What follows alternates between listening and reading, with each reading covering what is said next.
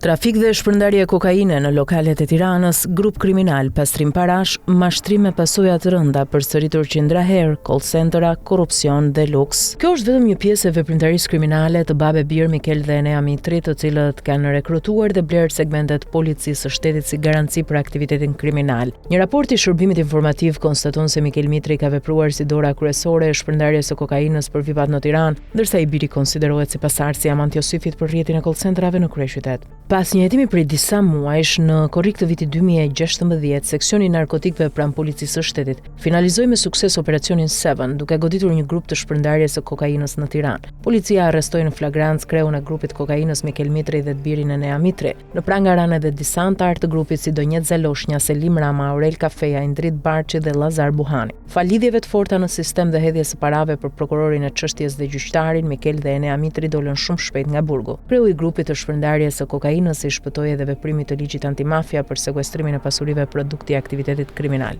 Mikel Mitri dyshohet se vijoi aktivitetin e furnizimit të vipave me kokainë, ndërsa i biri do t'i hynte një aktiviteti tjetër kriminal shumë herë më fitimprurës se sa shpërndarja e kokainës. Enea Mitri është sot bosi më i madh i call centerave në Tiranë me rrjetin më të strukturuar dhe shtrirjen më të gjerë në mbrojtje të shumëfisht policore. Mitri pushtoi tregun kriminal të call centerave pas ekspozimit dhe rënies së Amant Josifit. Për kamuflimin e grupeve të mashtrimit të qytetarëve europianë, Enea Mitri ka përdorur disa lokacione në Tiranë dhe një rrjet kompanish në emër të prestanomeve. Ndonse milioner nga aktiviteti kriminal i mashtrimit me investimet e rreme, Mitri ka vepruar me kujdes duke lënë pas sa më pak gjurmë. Ai shfaqet në mënyrë sekondare në regjistrat e tatimeve dhe zhduket shumë shpejt. Megjithatë, një hetim elementar i SPAK-ut dhe BKH-s do të zbulonte rrjetin kriminal të call centerave të Enea Mitrit, lidhjet e tij policore dhe perandorinë e pasurisë produkti i aktivitetit kriminal.